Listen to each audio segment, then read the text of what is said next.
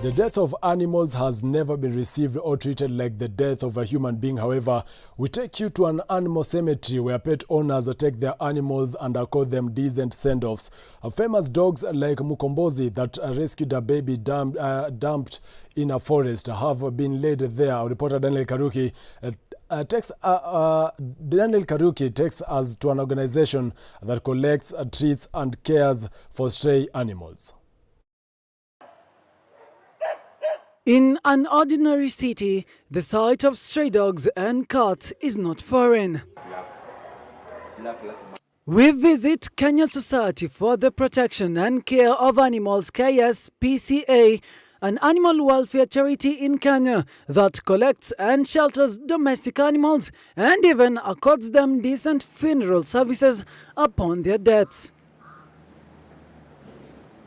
Okay, so welcome to the KSPCA. I'm Ian Keringa, and the KSPCA basically stands for the Kenya Society for the Protection and Care of Animals. Society designed and with the mandate to look after the welfare of most domestic animals, but we also do some few of other animals in partnership with other agencies. The KSPCA was started in 1910, so it's 110 years old, and it was started by a few people who, while they were moving around, they saw an oxen that was carrying a lot of goods, and the oxen seemed to be in really much distress. So they decided to come together and start an organization that at least cares for the animals. At that time, it was known as the East African Society for the Prevention of Cruelty, which later changed to the Kenya Society for the Prevention of Cruelty against Animals. Within some cultures, we'll say cats are evil spirits.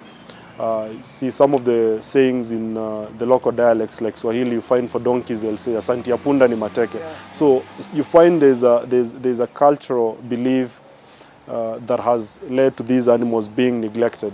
Upon the collection of an animal, it goes through the clinic, then put in a recovery unit before it's let to interact with other animals. Recovery unit where after the animals have been treated by the vet, they come to recover before rejoining the rest of the animals within the shelter. We'll pick the dog, treat them. If we feel that the dog is still safe to go back to the same location, we take the dog back. If we feel the dog is worth to be rehabilitated and find another home, we'll keep the dog, rehabilitate the dog, neuter the dog, vaccinate the dog, and then try and find a new home for the dog. How many dogs do you have here, and how much does it cost to feed all these dogs? On an average, we have around 140 to 160 dogs. That is usually the range which we have, 140 to 160 dogs.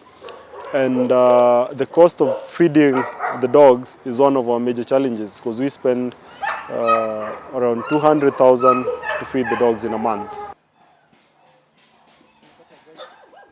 Anyone can adopt a dog, but as I said, just as for cats, once you come into the shelter and you're looking to adopt an animal, there's a questionnaire that you have to fill, which helps us basically understand whether you're able to take care of the dog or cat. So once you fill the questionnaire and you feel that you're able, then we go around and we look at the dogs that are available, and we also help you match a dog depending on where you're taking the dog. For example, if you're taking a big dog, there's no way you're going to take that dog to an apartment. That dog needs a big compound where it's going to be able to move around. So we always try and educate the person also adopting and try to explain to them why they should adopt a certain dog and maybe not adopt another one. So how much is a big dog? Any dog for adoption at the KSPCA is 8,000 shillings. Regardless of the breed, regardless of the size, it's 8,000.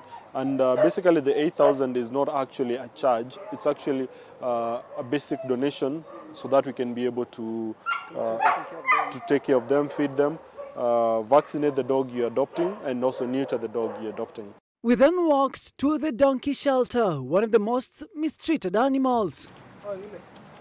So run a donkey welfare program. Basically we educate the communities on proper care of donkeys.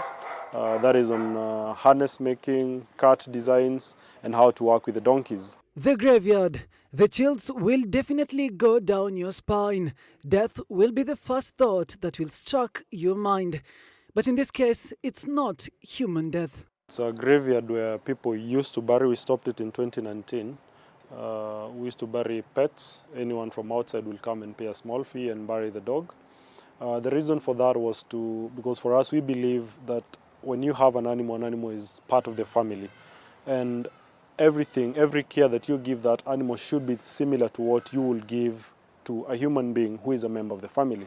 So the same way that we give our loved one in the homes a send-off, a proper send-off, so we also advocate for people to love their pets and be able to give them a proper send-off like they will send human beings. It's hundreds, and as you can see from the grave, from the stones, there's several of the dogs have been buried.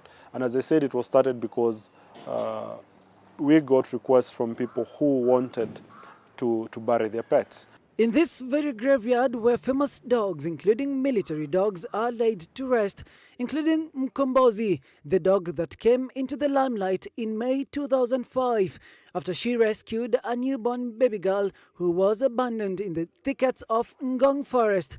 The dog had then been foraging for food for her young ones. It is here at this animal kingdom that our journey comes to an end. Here at this graveyard where the owners chose to give any pet a decent send-off to owners who chose to treat their animals as one of theirs, including the famous Mkombozi, the dog that saved a kid from a forest. Daniel Karuki for Switch TV.